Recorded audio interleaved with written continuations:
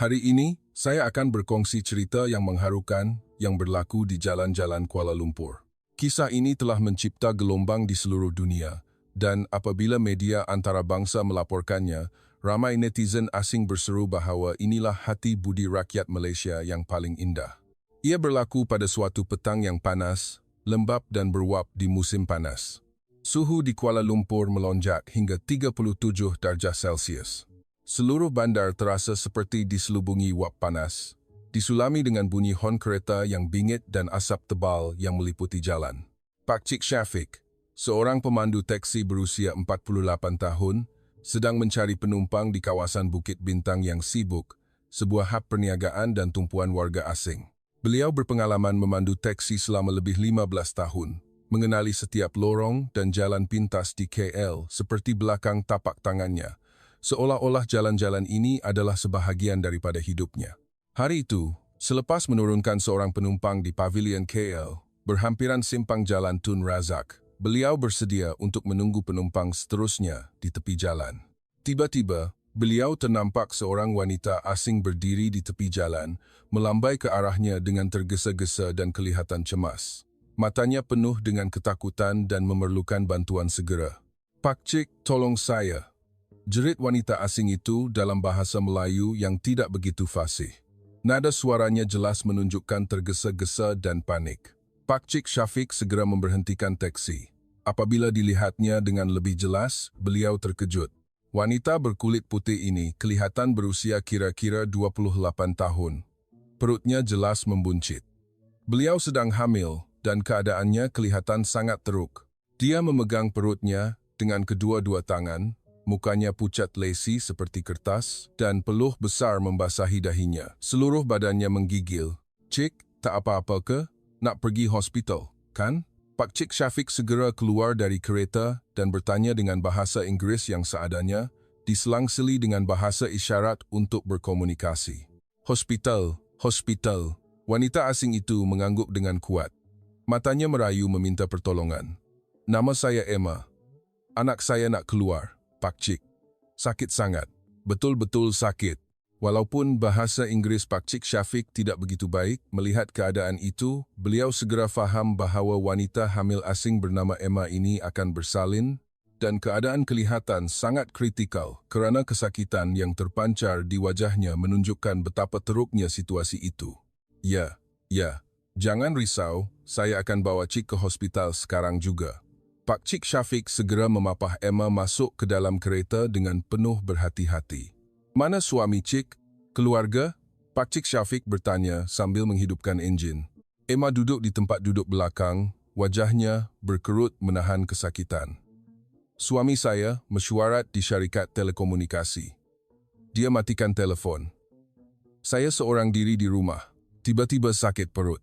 Pak Cik, saya betul-betul tak tahan lagi." Suaranya mula lemah. Pak Cik Syafiq menghidupkan kereta sambil memujuknya. Jangan takut. Prince Court Medical Center dekat saja. Cuma 10 minit lagi kita sampai." Tarik nafas dalam-dalam, hembus. Beliau tahu bahawa Prince Court Medical Center adalah hospital swasta terkemuka yang sering digunakan oleh warga asing. Tetapi kereta itu baru bergerak 2 minit di tengah kesesakan lalu lintas. Emma menjerit, tak tahan. Anak saya betul-betul nak keluar. Saya dapat rasa." Pak Cik Syafiq melihat cermin pandang belakang dan melihat seluar Emma basah kuyup. Air ketuban sudah pecah. Kali ini, keadaannya benar-benar meruncing. Beliau tidak berlengah, segera menelefon talian kecemasan Perubatan Malaysia 999. 999, ya, saya pemandu teksi. Ada wanita hamil asing nak bersalin dalam kereta saya sekarang. Saya berada di Jalan Bukit Bintang, dekat simpang sana. Tolong hantar ambulans secepat mungkin. Pegawai 999 memaklumkan ambulans akan tiba dalam 15 minit, tetapi keadaan Emma tidak boleh menunggu. Dia mula meneran dan mengulangi, "Anak saya betul-betul nak keluar. Betul-betul nak keluar, Pak Cik." Jeritannya menunjukkan kesakitan yang tidak tertanggung lagi. Pak Cik Syafiq mula panik. Peluh meruap dari garisan rambutnya. Walaupun beliau mempunyai 2 orang anak, semasa istrinya bersalin, beliau hanya menunggu di luar hospital, tidak pernah melihat proses bersalin dengan matanya sendiri. Beliau tidak pernah terfikir bahawa hari ini beliau perlu berada dalam situasi seperti ini. Tetapi sekarang, keadaan memaksa beliau untuk melakukan sesuatu. Cik Emma, dengar saya. Ambulans belum sampai, tapi anak Cik nampaknya betul-betul nak keluar. Saya bukan doktor, tapi saya akan cuba tolong Cik sehabis baik. Kita akan hadapi ini bersama-sama, ya? Pak Cik Syafiq memutuskan untuk memberhentikan kereta di tepi jalan, memasang lampu kecemasan dan lampu hazard untuk memberi isyarat kepada kereta lain tentang situasi kecemasan itu. Dan pada saat itu, keajaiban berlaku. Pak Cik Syafiq teringat akan jirannya, Mak Cik Salmah. Mak Cik Salmah adalah seorang jururawat bidan yang sudah bersara dan dikenali dalam komuniti kerana kebaikan hati dan kemurahannya. Beliau segera menghubunginya. Mak Cik Salmah, saya Syafiq, pemandu teksi sebelah rumah. Saya ada kecemasan. Ada wanita hamil asing nak bersalin dalam teksi saya. Mak Cik boleh datang tolong tak? Cepat, Mak Cik. Mak Cik Salmah terdengar dan terus menjawab dengan nada tegas. Kamu di mana sekarang? Saya akan pergi sekarang juga. Bertenang dulu, dengar cakap saya. Cuba periksa keadaan wanita itu, nampak kepala bayi tak? Di bawah arahan telefon Mak Cik Salmah, Pak Cik Syafiq mula membantu Emma. Beliau segera menghidupkan penyaman udara kereta sekuat mungkin untuk mengalirkan udara dan mengurangkan suhu di dalam kabin. Kemudian, beliau mengambil tuala bersih dan air minum dalam botol yang biasanya disimpan di dalam bat untuk penumpang pada hari panas. Cik Emma, bertenang, ya. Tarik nafas dalam-dalam. Kawan Pak Cik akan datang tolong, dia jururawat bidan yang sangat mahir. Pak Cik Syafiq memujuk Emma sambil membuat persediaan mengikut arahan Mak Cik Salmah melalui telefon. Walaupun Emma kesakitan hingga hampir pengsan, apabila mendengar suara Pak Cik Syafiq yang hangat dan ikhlas, dia berasa sedikit tenang, seolah-olah ada tenaga yang mengisi dirinya. Terima kasih, Pak Cik. Terima kasih banyak-banyak. Pak Cik orang baik, katanya. Pada saat itu juga, Mak Cik Salmah tiba di tempat kejadian dengan motosikal kesayangannya. Beliau seorang wanita berusia 55 tahun, bertubuh sederhana dan cekap. Walaupun telah bersara beberapa tahun, apabila melihat situasi kecemasan, naluri profesionalnya segera kembali bersama dengan tekad untuk menyelamatkan nyawa. Syafiq, kamu buat yang terbaik. Mak Cik Salmah memuji Pak Cik Syafiq, kemudian bergegas memeriksa keadaan Emma dengan cepat dan tepat. Nampak kepala bayi, betul-betul nak bersalin. Kena cepat bersedia. Tak payah tunggu ambulans lagi. Mak Cik Salmah tidak berlengah. Beliau mengeluarkan beberapa peralatan perubatan yang sentiasa dibawanya dalam beg kecemasan kebiasaan sebagai jururawat, termasuk sarung tangan steril, alkohol, dan peralatan pembersih asas. Beliau mula memberi arahan kepada Pak Cik Syafiq dan Emma tentang apa yang perlu dilakukan. Emma, dengar saya. Sekarang kena mula meneran, tapi ikut rentak saya. Tarik nafas dalam-dalam, kemudian teran. 1, 2, 3, 4, 5. Rehat dan hembus panjang-panjang ya. Suara Mak Cik Salmah profesional, lembut tetapi tegas, memberikan banyak semangat kepada Emma. Pak Cik Syafiq membantu di sisi. Walaupun sangat teruja, melihat Mak Cik Salmah begitu profesional, beliau berasa lega. Beliau menghulurkan tuala kepada Emma untuk mengelap peluh, sambil memberi semangat kepadanya sepanjang masa. Cik Emma, Cik sangat kuat. Sabar sikit lagi, Cik akan berjaya. Anak Cik sedang menunggu. Pada saat ini, orang ramai di sekeliling yang berhenti melihat kejadian mula berkumpul. Mereka bukan sahaja melihat, tetapi turut menghulurkan bantuan. Seorang pelajar kolej perempuan yang melihat keadaan itu menawarkan diri untuk membantu. Mak Cik, apa yang boleh saya bantu? Mak Cik Salmah mengangguk dengan senyuman hangat. Tolong pegang tuala ini untuk Mak Cik, ya. Kita perlukan banyak tuala bersih sekarang. Dan seorang pemilik kedai serbaneka berhampiran, melihat kejadian itu, segera berlari kembali ke kedainya dan membawa keluar air panas yang baru dimasak serta beberapa helai tuala bersih. Ini mungkin berguna. Ambil sajalah. Sementara itu, seorang pekerja pejabat yang bekerja berdekatan melambai tangan, membantu melancarkan lalu lintas, meminta kereta lain memberi laluan agar persekitaran itu menjadi sunyi dan selamat. Satu gambaran yang menunjukkan budi bahasa rakyat Malaysia yang sebenar. Emma melihat ramai orang asing datang membantunya dengan senyuman dan kemurahan hati. Air matanya mengalir tanpa henti kerana terharu. Dia cuba berkata, "Anda semua adalah malaikat. Betul-betul malaikat. Terima kasih banyak-banyak kepada semua." Makcik Salma terus memberi arahan secara profesional. "Bagus. Kepala bayi dah keluar. Emma, trans sekali lagi. Anak akan keluar. Hebat." Pakcik Syafiq teruja hingga tapak tangannya berpeluh, tetapi beliau tahu beliau tidak boleh panik. Beliau mesti menjadi penyokong Emma. Beliau menggenggam tangan Emma untuk memberi semangat. "Cik Emma, Cik memang hebat. Akan berjaya. Teruskan berjuang." Dengan teranan terakhir Emma, satu nyawa kecil telah dilahirkan ke dunia ini. Nga. Tangisan nyaring bayi itu bergema di jalan, menyebabkan semua yang berada di situ menghela nafas lega dan gembira. Makcik Salmah menguruskan tali pusat dengan cekap mengikut prosedur perubatan, kemudian mengangkat bayi yang dibalut dengan tuala bersih dan menyerahkannya kepada Emma. "Tahniah, bayi lelaki yang sihat. Ibu dan anak selamat." Emma memeluk anak kecil yang baru membuka mata ke dunia. Matanya penuh dengan kasih sayang dan air mata membasahi pipi. Terima kasih semua. Saya tidak akan lupakan hari ini. Saya tidak akan lupakan budi baik rakyat Malaysia." Orang ramai yang berdiri di sekeliling bertepuk tangan kegembiraan. Ada yang terharu hingga menitiskan air mata. Pada saat itu, ambulans pun tiba. Pegawai penyelamat terkejut melihat keadaan itu. Mereka tidak pernah melihat kelahiran kecemasan di tepi jalan yang begitu mengharukan. Salah seorang pegawai penyelamat senior berkata, "Saya sudah 20 tahun kerja ini, tak pernah nampak pemandangan yang sebegini mengharukan. Anda semua telah buat yang terbaik, betul-betul." Sebelum Emma dibawa masuk ke ambulans, dia menggenggam erat tangan Pakcik Syafiq. "Pakcik, apa nama Pakcik?" "Saya akan ingat nama Pakcik. Nama saya, Syafiq, Cik." Pakcik Syafiq tersenyum jujur dengan gembira. "Tak perlu ingat nama saya, Cik. Ini adalah perkara yang patut saya lakukan. Cukuplah Cik dan anak Cik selamat." Ambulans berlalu pergi membawa Emma dan bayi kecilnya, meninggalkan orang ramai yang masih mengingati detik ajaib sebentar tadi, bersama dengan perasaan gembira yang memuaskan.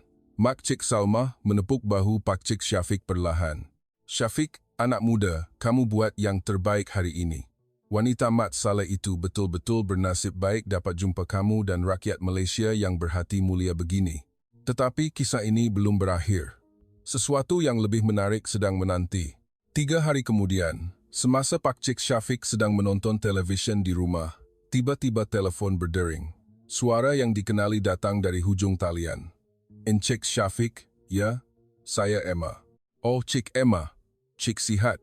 Macam mana anak?" Pakcik Syafiq bertanya dengan gembira dan risau. "Kami sihat, Pakcik. Terima kasih banyak-banyak. Saya di hospital sekarang. Nak minta tolong Pakcik datang ke hospital sebentar. Ada perkara penting nak bincang." Suara Emma kedengaran sangat teruja. Pakcik Syafiq tiba di Prince Court Medical Center dan melihat Emma sedang memangku bayi kecilnya. Di sisinya, seorang lelaki asing berdiri, wajahnya penuh kegembiraan dan kelegaan. Ini pasti suaminya. "Encik Syafiq, ini suami saya, Mark," Emma memperkenalkan.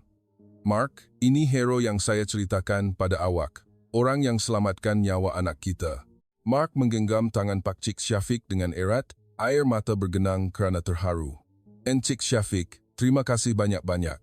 Kalau tak ada Encik, saya tak berani bayangkan apa yang akan berlaku kepada isteri dan anak saya." Emma menyambung dengan senyuman, "Encik Syafiq, kami dah buat keputusan untuk bagi nama Melayu kepada anak kami, Ihsan. Kami harap dia akan sentiasa mengingati tanah kehangatan ini dan mengingati ihsan, kebaikan, Pakcik juga. Sebab ini adalah kelahiran semula yang penuh dengan ihsan yang sebenar." Pakcik Syafiq terharu mendengarnya, tetapi beliau berasa sedikit malu. "Ini terlalu berlebihan, Cik. Saya hanya buat apa yang patut saya buat saja." "Tak, Pakcik," Emma menegaskan dengan nada yakin. "Pakcik buat lebih daripada yang sepatutnya. Pakcik buat sesuatu yang orang biasa tak mampu buat. Saya dah tulis cerita ini dan hantar kepada kawan-kawan di Amerika dan peminat di media sosial saya." Emma pada asalnya adalah seorang wartawan asing yang bekerja di Malaysia. Dia mempunyai ramai pengikut di media sosial. Dia menulis pengalamannya kali ini dengan terperinci sebagai artikel, disertakan dengan gambar-gambar di hospital dan suasana pada hari itu daripada orang ramai di kawasan itu dan menyebarkannya di internet. Tidak disangka, artikel itu tersebar dengan pantas seperti api. Bermula daripada penyebaran dalam kalangan warga asing yang tinggal di Malaysia, ia kemudian menarik perhatian media asing utama. Stesen berita Amerika, akhbar Britain, laman web berita Australia, malah media Jepun dan Korea Selatan mula melaporkan berita ini secara meluas. Pemandu teksi Malaysia bersalin di tepi. Jalan menunjukkan budi bahasa paling indah, keajaiban di tengah jalan Kuala Lumpur. Pemandu teksi Malaysia bertukar jadi bidan. Sementara, inilah semangat kekitaan Malaysia, orang asing menjadi keluarga. Tajuk-tajuk berita ini muncul di media asing dan nama Pak Cik Syafiq mula dikenali di seluruh dunia, bersama dengan pujian atas kemurahan hati rakyat Malaysia. Seminggu kemudian, Pak Cik Syafiq menerima panggilan daripada pejabat Datuk Bandar Kuala Lumpur, DBKL, memaklumkan beliau akan dianugerahkan anugerah warga prihatin cemerlang untuk menghargai tindakan terpujinya kali ini. Pada majlis penganugerahan, ramai wartawan dan orang awam hadir. Datuk Bandar Kuala Lumpur berkata dalam majlis itu, Encik Syafiq adalah wakil terbaik kepada kemuliaan rakyat Malaysia. Dalam keadaan darurat, beliau tidak memilih untuk melarikan diri, tetapi memilih untuk membantu. Semangat seperti ini patut kita semua pelajari dan menjadi contoh terbaik untuk masyarakat Malaysia. Pak Cik Syafiq berdiri di atas pentas dengan sedikit gugup, kerana beliau tidak biasa menjadi tumpuan sebegitu. Beliau berkata, saya tidak buat apa-apa yang istimewa. Saya hanya buat apa yang setiap rakyat Malaysia patut buat. Kalau sesiapa pun di sini yang berdepan situasi begini, pasti akan buat perkara yang sama. Inilah cara rakyat Malaysia membantu satu sama lain. Tepukan gemuruh bergema di seluruh dewan, bersama dengan senyuman bangga dalam semangat Malaysia. Tetapi kisah ini tidak berakhir di situ sahaja. Artikel Emma terus tersebar di internet. Semakin ramai orang yang membaca, semakin banyak media asing mula melaporkan berita mendalam tentang kemurahan hati rakyat Malaysia. Sebuah stesen televisyen Amerika malah menghantar pasukan wartawan ke Malaysia khas untuk membuat dokumentari khas tentang kehangatan masyarakat Malaysia. Dokumentari ini mendapat perhatian yang besar. Ia bukan sahaja menemu bual Pak Cik Syafiq, tetapi juga Mak Cik Salmah, pemilik kedai serbaneka, pelajar kolej itu, dan ramai rakyat Malaysia lain yang menunjukkan kemurahan hati yang kecil dalam kehidupan seharian. Rakyat Malaysia ini betul-betul istimewa, kata wartawan Amerika itu dalam program itu dengan penuh kagum. Di sini, jarak antara orang asing nampaknya sangat rapat. Apabila seseorang memerlukan bantuan, semua orang akan menghulurkan tangan tanpa teragak-agak, seolah-olah mereka adalah keluarga sendiri. Ini adalah sesuatu yang jarang ditemui dalam dunia hari ini. Mak Cik Salmah berkata dalam program itu dengan senyuman yang penuh kasih, kami rakyat Malaysia ada peribahasa, jiran yang baik lebih baik daripada saudara yang jauh. Sebenarnya, bukan sahaja jiran, malah orang asing yang tidak pernah dikenali pun, apabila mereka dalam kesusahan, kami akan bantu. Ini bukan perkara istimewa. Ini adalah keprihatinan yang sepatutnya ada pada manusia, dan ini adalah sesuatu yang kami pupuk sejak kecil. Pemilik kedai serbaneka pula menambah, saya nampak orang perlukan bantuan, sudah tentu saya kena bantu. Saya tak pernah fikir dia orang Malaysia ke, orang asing ke, atau dari mana, semua sama, kan? Kami cuma buat apa yang kami nak orang lain buat kepada kami. Selepas program ini disiarkan di Amerika, ia mendapat maklum balas yang memberangsangkan. Ramai warga Amerika meluahkan komen di media sosial, saya nak melancong ke Malaysia. Rakyat Malaysia sangat mesra. Inilah tempat yang saya betul-betul nak tinggal. Malaysia bukan sahaja ada senyuman, tetapi juga hati yang besar. Sementara itu, bayi kecil Ihsan membesar dengan sihat dan komel. Emma sering membawa anaknya berjumpa Pak Cik Syafiq. Dia berkata Pak Cik Syafiq adalah seperti datuk angkat kepada Ihsan, seorang yang memberi kehidupan kedua kepada keluarganya. Pada suatu ketika, Emma membawa Ihsan melawat rumah Pak Cik Syafiq. Isteri dan anak-anak Pak Cik Syafiq sangat menyayangi bayi asing ini. Mereka membelai dan bermain dengan Ihsan dengan mesra. Anak lelaki Pak Cik Syafiq juga mengajar Ihsan bercakap bahasa Melayu. Ihsan memanggil Datuk Angkat.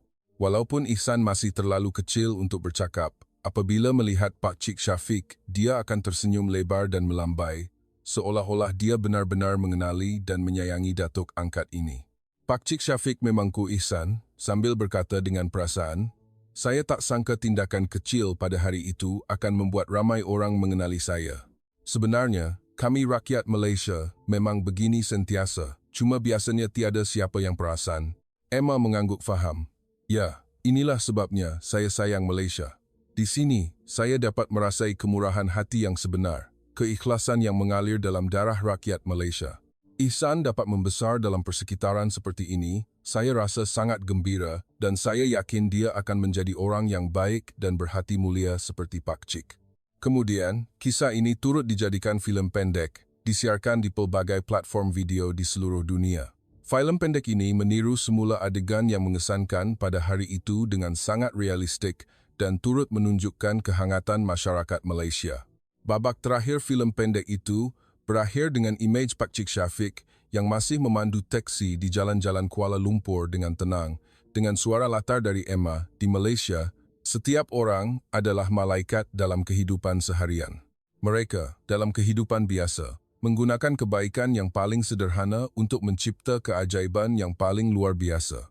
Filem pendek ini turut memenangi banyak anugerah di peringkat antarabangsa, menyebabkan ramai orang lebih mengenali keindahan Malaysia dan ingin merasainya sendiri. Kini, setiap kali ada pelancong asing datang melawat Malaysia, kisah ini sering dibangkitkan. Pemandu teksi juga berasa bangga dengan kisah Pak Cik Syafiq. Mereka berkata, "Kami pemandu teksi Malaysia memang begini. Bukan sahaja membawa penumpang, tetapi juga membawa kehangatan hati ini dan bersedia untuk menyebarkannya kepada semua orang yang memerlukan bantuan." Pak Cik Syafiq masih memandu teksi beliau setiap hari, memberikan perkhidmatan kepada penumpang di jalan-jalan Kuala Lumpur secara konsisten. Beliau berkata, "Hidup saya tidak banyak berubah, masih memandu teksi menghantar penumpang seperti biasa setiap hari.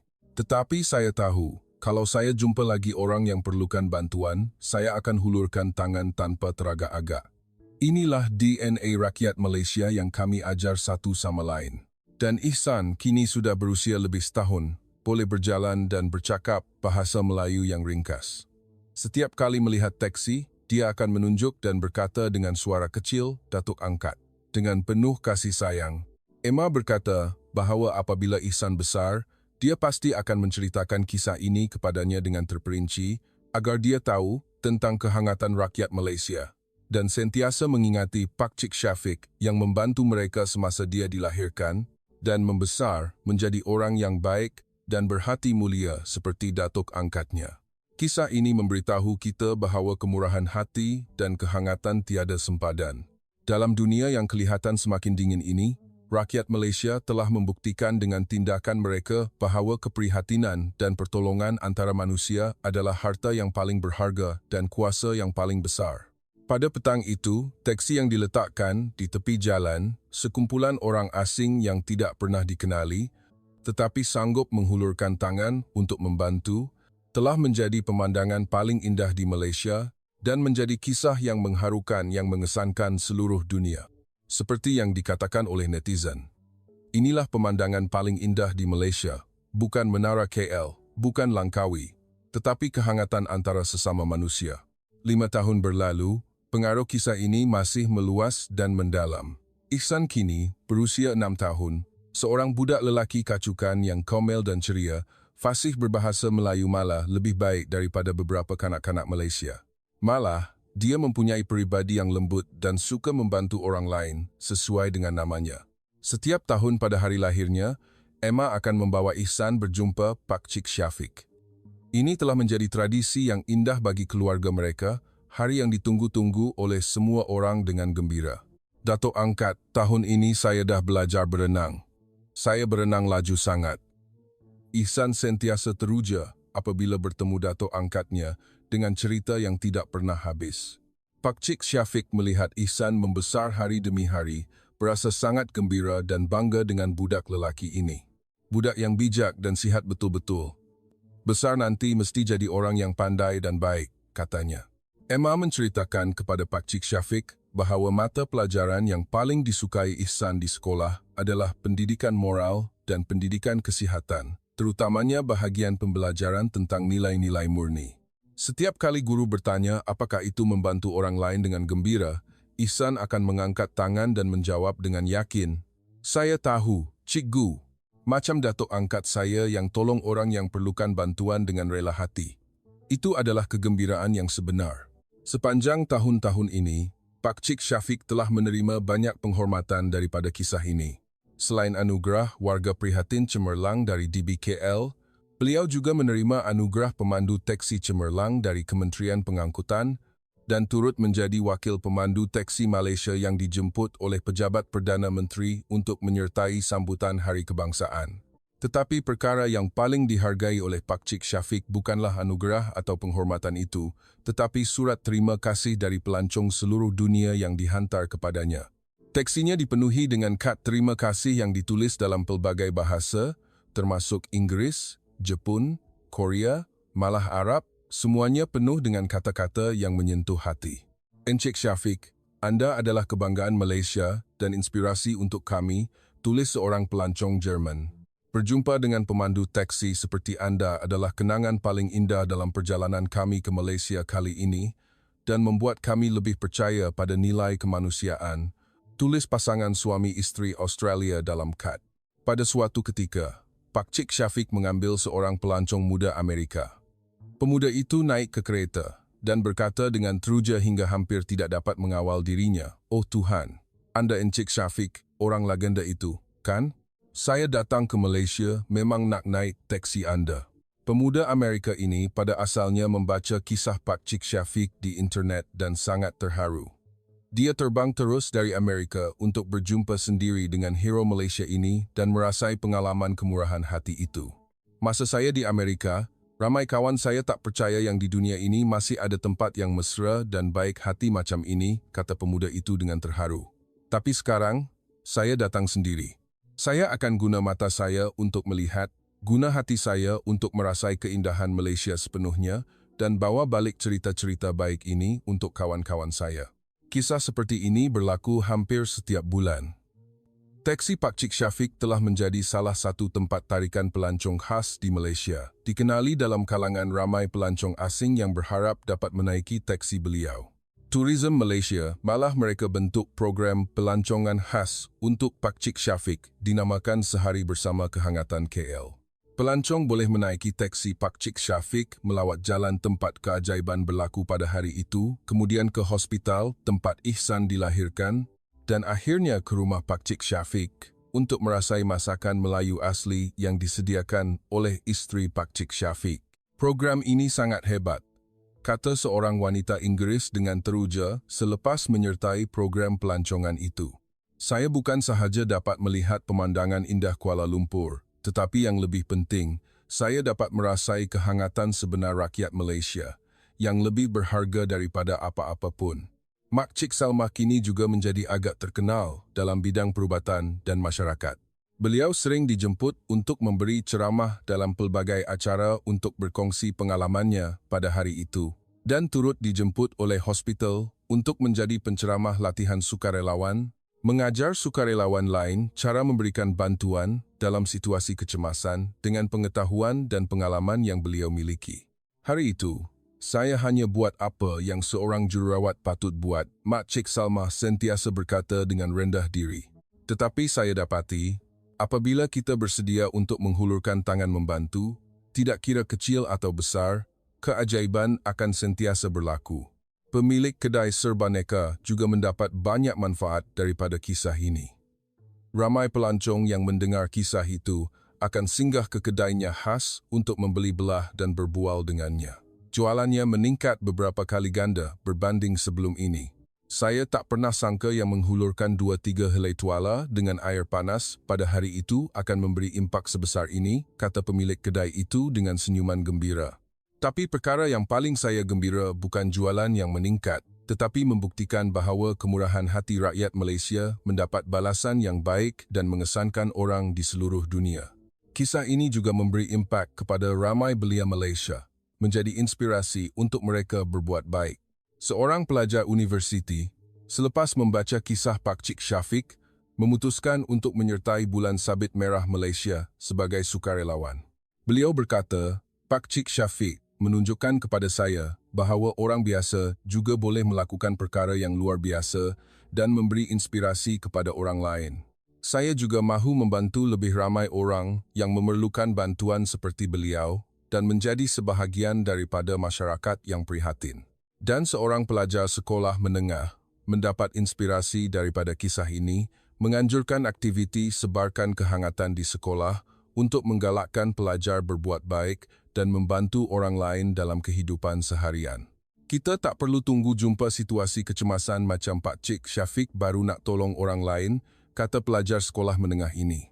Bermula daripada perkara kecil, bermula daripada orang di sekeliling, setiap orang boleh menjadi penyebar kehangatan dan mencipta kebahagiaan untuk satu sama lain. Aktiviti ini tersebar dengan pantas ke seluruh sekolah di Malaysia, menjadi projek pendidikan moral untuk belia di seluruh negara yang memupuk kesedaran yang baik. Perhatian media asing terhadap kisah ini tidak pernah berhenti. Setiap tahun pada hari lahir Ihsan, media akan datang untuk menemu bual bagi mengikuti perkembangan bayi ajaib ini dan kisah ikatan beliau dengan Pak Cik Syafiq.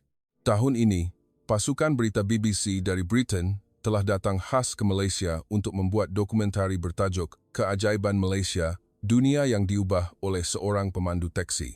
Dokumentari ini bukan sahaja menceritakan kisah Pak Cik Syafiq, tetapi juga mendalami latar belakang budaya masyarakat Malaysia, menganalisis mengapa rakyat Malaysia mempunyai semangat tolong-menolong seperti ini dan dari mana datangnya kemurahan hati ini. Malaysia adalah masyarakat yang mempunyai pelbagai budaya yang sebati dengan harmoni, kata seorang pakar sosiologi dalam dokumentari itu. Dalam persekitaran seperti ini, orang ramai mudah untuk berempati antara satu sama lain dan bersedia untuk membantu orang yang berbeza latar belakang tanpa mengira kaum atau agama. Seorang pakar lain menambah, semangat seperti ini telah tertanam jauh dalam DNA rakyat Malaysia sejak nenek moyang yang merupakan asas kepada masyarakat yang kuat. Selepas dokumentari itu disiarkan di seluruh dunia, ia mencipta sensasi sekali lagi. Ramai penonton asing memberi komen. Selepas menonton dokumentari ini, tanggapan saya terhadap Malaysia berubah sepenuhnya. Malaysia bukan sahaja ada makanan yang sedap dan pemandangan yang cantik, tetapi juga hati orang yang mulia. UNESCO malah menjemput Pak Cik Syafiq untuk menyertai persidangan antarabangsa mengenai semangat kewarganegaraan global agar beliau dapat berkongsi pengalaman Malaysia dalam persidangan itu dan menjadi inspirasi kepada warga negara dunia. Pak Cik Syafiq berdiri di atas pentas pertubuhan bangsa-bangsa bersatu dengan kata-kata yang ringkas, tetapi ikhlas, berkata, saya rasa tidak kira kita dari negara mana, bercakap bahasa apa, kita semua adalah manusia. Apabila ada orang perlukan bantuan, kita patut hulurkan tangan membantu. Ia tidak perlu ada sebarang sebab. Ia adalah keprihatinan yang sepatutnya ada pada manusia. Dan ia adalah sesuatu yang patut kita sebarkan antara satu sama lain. Kata-kata beliau menerima tepukan yang panjang dan gemuruh daripada para peserta persidangan di seluruh dewan, menunjukkan persetujuan terhadap nilai kemanusiaan. Kini, Ihsan sudah mula belajar menulis. Perkataan yang paling disukai untuk ditulis ialah terima kasih. Emma berkata bahawa Ihsan sentiasa bertanya kepadanya, Mama, macam mana saya nak tolong orang lain macam Datuk Angkat? Emma sentiasa memberitahunya, anakku, sekarang kamu masih kecil, tapi kamu boleh mulakan dari perkara kecil. Nampak kawan jatuh, tolong papah dia bangun. Nampak orang perlukan bantuan, tawarkan diri untuk menolong. Apabila kamu besar, kamu akan dapat tolong lebih ramai orang dan menjadi orang yang baik dan berhati mulia seperti Datuk Angkat. Ihsan mengangguk dengan serius. Saya faham, Mama. Saya akan jadi orang baik macam Datuk Angkat, dan saya akan sebarkan ihsan ini kepada orang lain juga. Kisah ini telah menjadi sebahagian daripada budaya Malaysia, ditulis dalam buku teks, menjadi kajian kes klasik dalam pendidikan moral yang mengajar belia Malaysia untuk mempunyai hati yang penuh belas kasihan dan pengorbanan. Banyak sekolah akan menceritakan kisah ini kepada pelajar apabila sesi persekolahan baharu bermula, untuk mengajar pelajar mempunyai hati yang penuh ihsan dan gembira membantu orang lain. Pak Cik Syafiq kini, Walaupun sudah berusia 53 tahun, beliau masih memandu taksi beliau setiap hari, memandu di jalan-jalan Kuala Lumpur dengan tenang. Beliau berkata, "Selagi saya boleh memandu, saya akan terus memandu. Mungkin satu hari nanti, saya akan jumpa lagi orang yang perlukan bantuan, dan saya sentiasa bersedia untuk membantu."